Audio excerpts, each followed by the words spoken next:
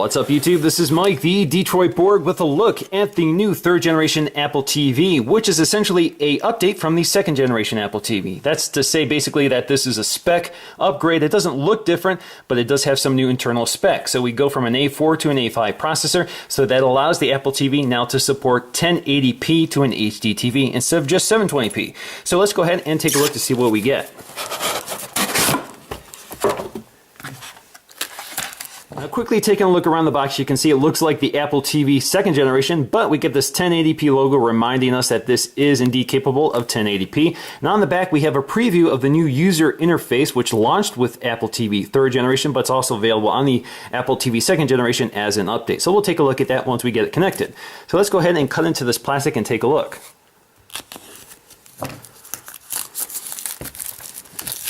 So it should just slide out.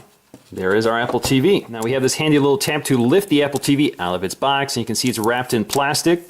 We'll take a look at that in just a minute so we can take a look to see what else we get. So we have this nice little aluminum remote unchanged from the second generation. So let's unwrap that. So as you can see, we have this sturdy aluminum remote with this directional D-pad. So we have left, right, up, and down, and select in the center, and menu, and play pause. Menu essentially on the Apple TV is the back button. But what you need to know about this is that although it looks like a scroll wheel, it is not. It's just a D-pad. So you can't use this to scroll through lists like you would with an iPod. On the back, we have our little battery compartment, which can be turned with the help of a coin, and that contains our battery. Up top, we have our little IR blaster. So this is how the remote communicates with the Apple TV. It doesn't use Bluetooth, it just uses IR. So the Apple TV can be used with any sort of universal remote like the Harmony One. Now in our box are our other essential accessories, including the power cable. So you can see it's nicely curled up like all Apple packaging. That's very well thought out. And we also have some literature. So we have the Apple TV setup guide, which will take you through on how to connect it.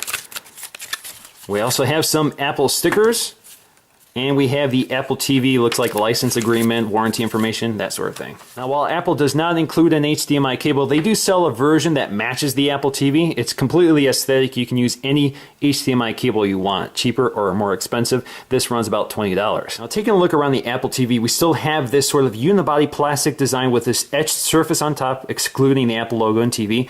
On the side, we still have that shiny surface, which is actually translucent, so the IR sensor can see through this plastic. So there isn't a specific port just for the IR sensor. Of course, we have a little indicator light behind there as well.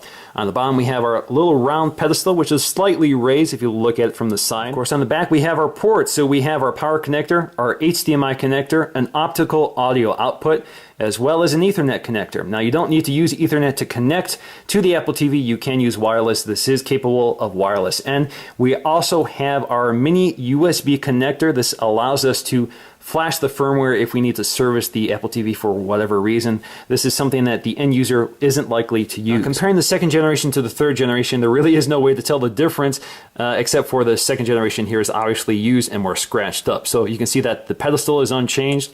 If you look around the side, you can see the dimensions are unchanged. It's still shiny.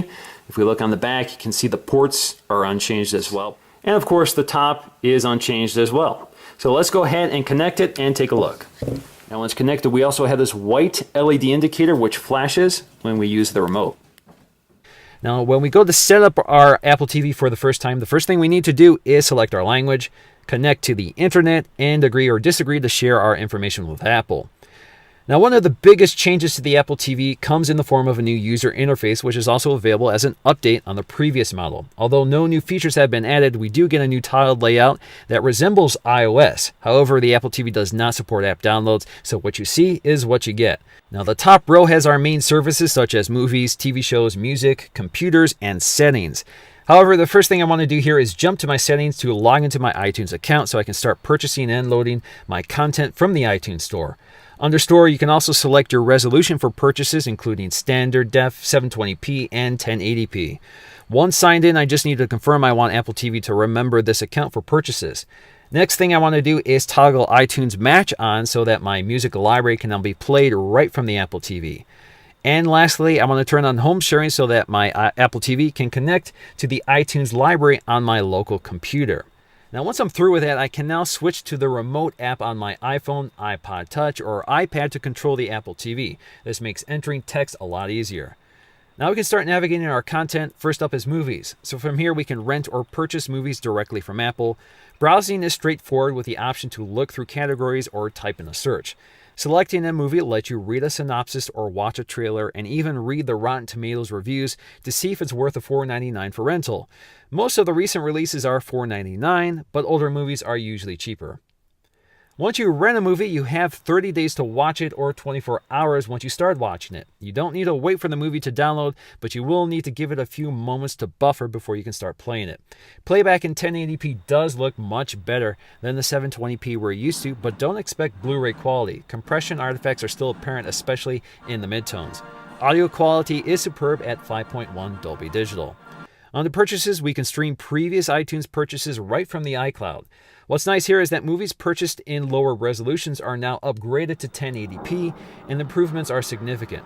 Other features include Genius, which will match previous rentals with similar titles.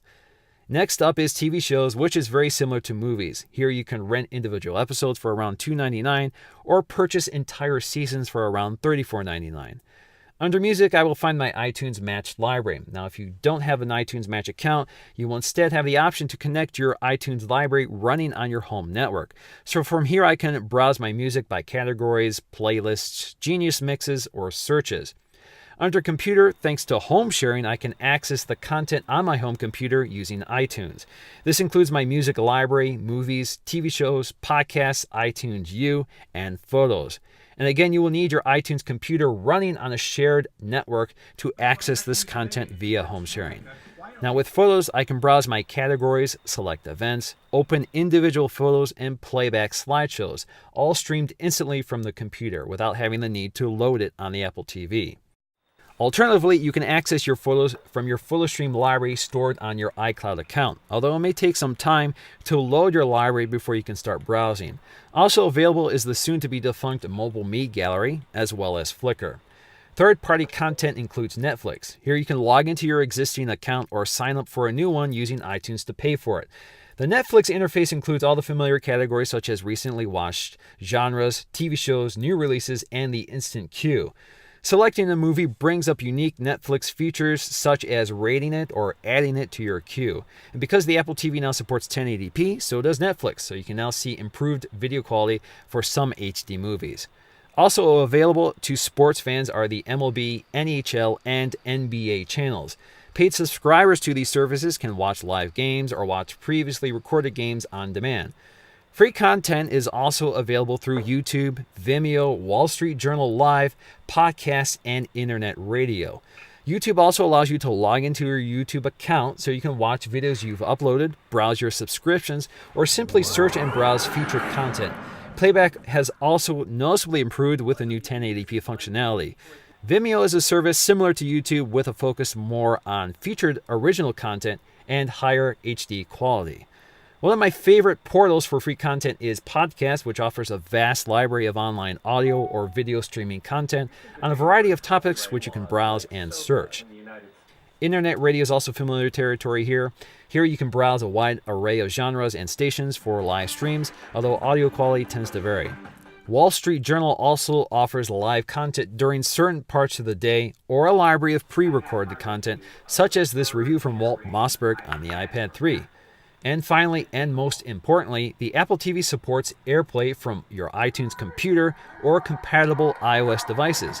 AirPlay, of course, allows you to stream your video and audio directly from your iPad or iPhone directly on the Apple TV.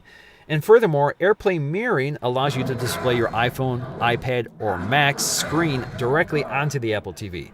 This lets you display content such as Hulu directly on your Apple TV, even if it's not among Apple's official Apple TV partners. So that's going to do for me, guys. Thanks for watching, and I'll see you again in the next video.